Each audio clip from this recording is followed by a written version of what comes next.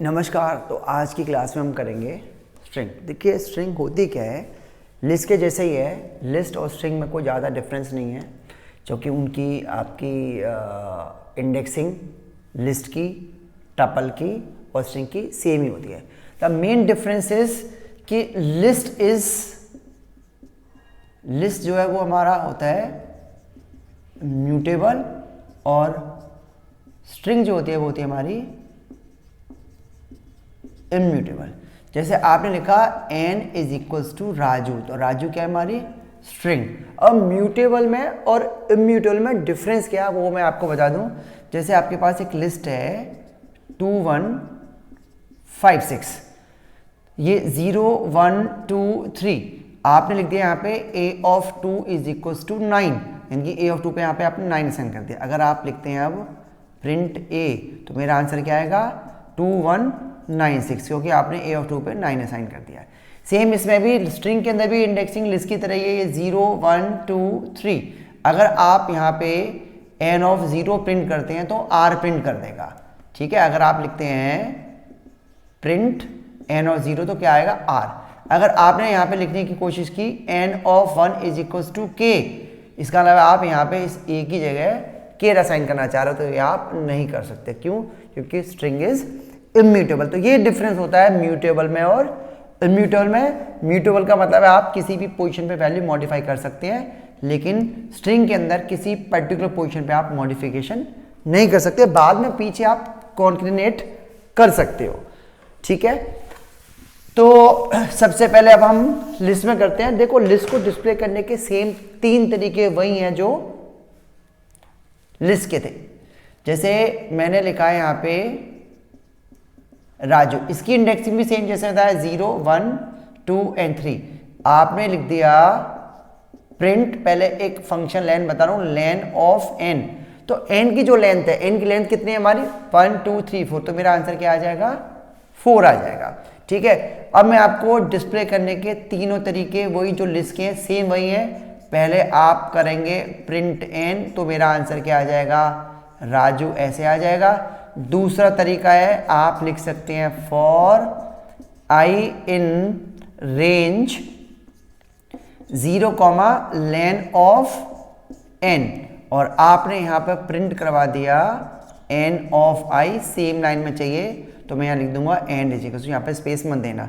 तो देखो लेन कितनी है इसकी 4, तो ये मेरे पास जैसे स्ट्रिंग में क्या है मेरे पास राजू है, तो ये 0 है 1 है 2 है 3 है, तो लूप चलेगा 0 से लेकर लेस देन 4 तक। प्रिंट कर देगा n ऑफ 0, n ऑफ 0 यानी कि r प्रिंट कर देगा एंड की वजह से सेम लाइन में। फिर i के लिए मेरी 1 हो जाएगी, फिर 1 लेस देन 4 आया n ऑफ 1 यानी कि a, ऐसे फिर n ऑफ 2, फिर n ऑफ 3 हमारा प्रिंट कर देगा। तो दूसरा तरीका हो गया हमारा ये।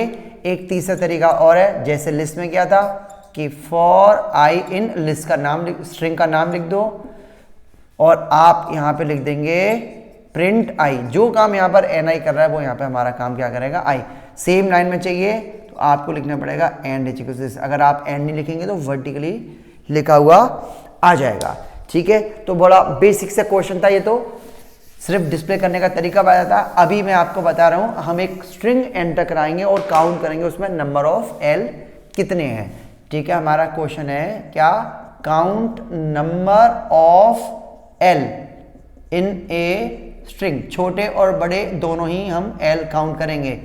जैसे आपने सबसे पहले क्या करना है, p की वैल्यू ले लो 0, ठीक। फिर आप स्ट्रिंग एंटर कराएंगे। स्ट्रिंग एंटर कैसे कराते हैं, इनपुट की हेल्प से एंटर करवा दिया आपने, क्या स्ट्रिंग एंटर करा दिया। अब आप क्या करेंगे, लूप चला देंगे for i in range 0 len of n।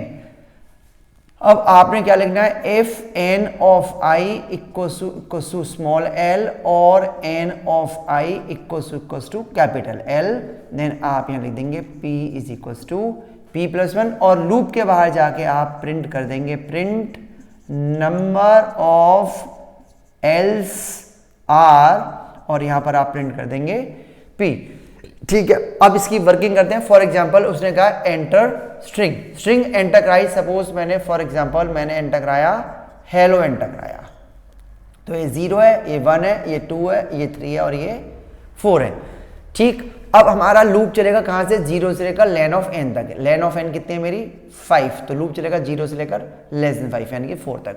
अब चेक करेंगे क्या n ऑफ 0, p स्टार्टिंग में आपको दे रखा है कितना, p दे रखा है मेरे को स्टार्टिंग में 0, तो n ऑफ 0 यानी कि n ऑफ 0 पे क्या है h, क्या वो स्मॉल l या कैपिटल L के बराबर है, नहीं है, नहीं है तो हम इफ के अंदर जाएंगे नहीं, आगे बढ़ गए, i के लिए हो गई 1, 1 लेस देन 5 है, यस, n ऑफ 1 क्या l के बराबर है, n ऑफ 1 पर तो e है, तो l के बराबर नहीं है, जब l के बराबर नहीं है तो p में इंक्रीमेंट होगा ही नहीं, इफ के अंदर जाएगा नहीं, i के लिए हो गई 2, n ऑफ 2 l के बराबर है, yes yes, n of 2 l के बराबर है, तो लूप के अंदर गए, इफ के अंदर गए p equal to p plus 1, p के लिए कितनी हो जाएगी हमारी 1 हो जाएगी, फिर नेक्स्ट फिर से मिल जाएगा, फिर p के लिए 2 बन जाएगी, फिर o मिलेगा, फिर अब लेंथ खत्म हो गई, मतलब i की वैल्यू 5 हो गई, 5 लेस देन 5 है, नहीं है, लूप के बाहर जाके बता देगा number of Ls are p यानी कि 2। ध्यान रखना ये लूप के बाहर जाके लिखना है, अगर आपने यहाँ पे प्रिंट कर दिया इफ के नीचे दिखाएगा number of Ls are 1, number of Ls are 2, number of Ls are 3, इस तरह से दिखाएगा जितने भी हमारे एल होंगे, ठीक है। इसका एक सिंपल तरीका और है, आपने ना एक बार में अगर आपको ढूंढना है तो आप इसकी जगह ये भी लिख सकते थे कि if n of i in small l capital L, ठीक है, इसका मतलब है ni की वैल्यू या तो ये है या फिर ये है। तो इसी तरह से आपको काउंट करना है, count number of lower vowels कितने हैं या वॉवल्स कितने हैं, तो बस आपने करना क्या, जैसे अगर आपको ढूंढना है लोअर वॉवल्स कितने हैं, तो if n of i in a e i o u, vowels count ये होगा लोअर वॉवल्स, लोअर अपर सारे वॉवल्स काउंट करने हैं, तो इसी के आगे आप लिख देंगे a e i o u, तो इसका मतलब क्या होगा, जो आपने स्ट्रिंग एंटर कराई है उसमें चाहे वो जैसे फॉर एग्जांपल हेलो ही है, तो इसमें काउंट करेगा 1 2, 2 वॉवल्स है तो 2 बार आपका वो आंसर आ जाएगा, ठीक है, क्लियर है। क्वेश्चन है हमारा count number of upper alphabet. देखो इनबिल्ट फंक्शन भी है बट मैं अभी इनबिल्ट फंक्शन बाद में कराऊंगा, पहले हम लॉजिक से करेंगे अपर अल्फाबेट, मतलब जैसे आपने एंटर कराया हेलो सर, तो 1 2 3 4, तो मेरा आंसर क्या आएगा 4 आएगा।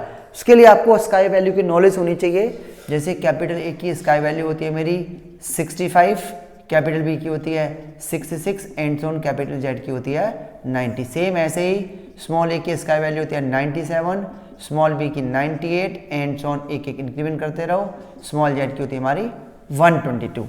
ठीक है, तो इसकी हेल्प से हम करेंगे count number of upper alphabets. तो इसमें हम क्या करना है, एक स्ट्रिंग एंटर करानी है। पहले आपने p की वैल्यू 0 लेनी है, नंबर स्ट्रिंग एंटर करा दो, इनपुट एंटर क्या करा दिया आपने स्ट्रिंग।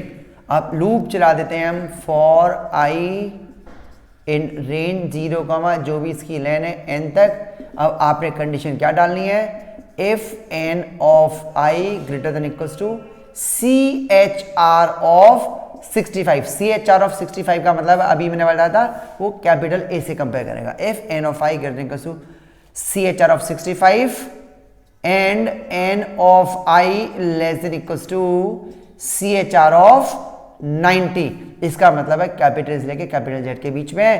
तो हम यहाँ लिख देंगे p is equals to p+1 और लूप के बाहर जाके हम प्रिंट कर देंगे number of upper alphabets are p। अगर आपको अल्फाबेट ढूंढने होते तो इसी के आगे आप लूप इसी में कंडीशन में चेक कर देते और ऐड क्या कर देते, और n of i greater than equals to CHR of 97 and n of i less than equals to CHR of 122, तो वो हमारा अपर और लोअर दोनों मिला के हमारे बन जाते अल्फाबेट्स। ठीक है, क्लियर है। तो ये तो हो गया हमारा बड़ा सिंपल सा क्वेश्चन। अब इसी में मैं एक प्रोग्राम बनाना है कि आपको स्ट्रिंग का केस चेंज करना है, मतलब enter string and change it's case. Change it's case का मतलब है चेंज केस ऑफ स्ट्रिंग। मतलब मैंने अगर सपोज एंटर कराया है हेलो, तो अब उसी स्ट्रिंग में तो चेंज कर नहीं सकते, दूसरी स्ट्रिंग में चेंज करना पड़ेगा। तो मतलब मेरा क्या आ जाए, इस तरीके से जो चीज स्मॉल में वो कैपिटल में हो जाए और जो कैपिटल में वो स्मॉल में बन जाएगा। तो इसमें क्या करना है, एक तो आप एक एम्प्टी स्ट्रिंग डिक्लेयर कर दो। उसके लिए ना आपके पास एक कुछ इनबिल्ट फंक्शन है, तो एक दो इनबिल्ट फंक्शन के बारे में बता देता हूं। एक फंक्शन होता है मेरा, जैसे काफी पूरी प्रॉपर क्लास मैं एक दूंगा इसके बाद, इज अपर सारे स्ट्रिंग फंक्शंस की। अभी 2-3 फंक्शन समझ लो जो इसमें हमें जरूरत पड़ेगी। Is upper is lower and upper and lower. ये क्या करता है, इज अपर अल्फाबेट को चेक करता है। जैसे आपने लिखा कि x डॉट इज अपर, तो इस x को चेक कर रहा है कि वो अपर में है कि नहीं है। अगर अपर में है तो अगर आप तो जो भी आपने इसके अंदर जो भी कंडीशन के बाद जो भी यहाँ पे लिखेंगे वो एग्जीक्यूट करेगा।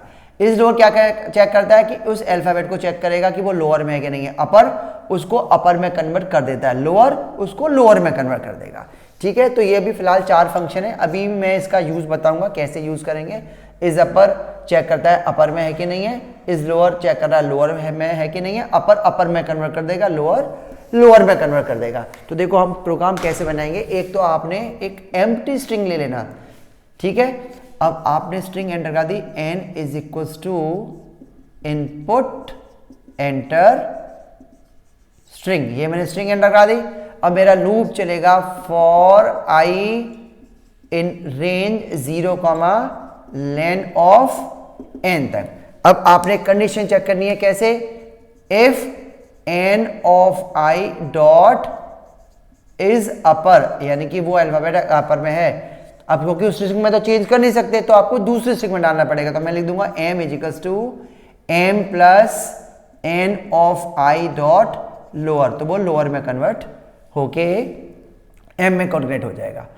सेम ऐसे ही elif n of i dot is lower, अगर वो लोअर में है then m is equals to m plus n of i dot वो अपर में कन्वर्ट हो जाएगा।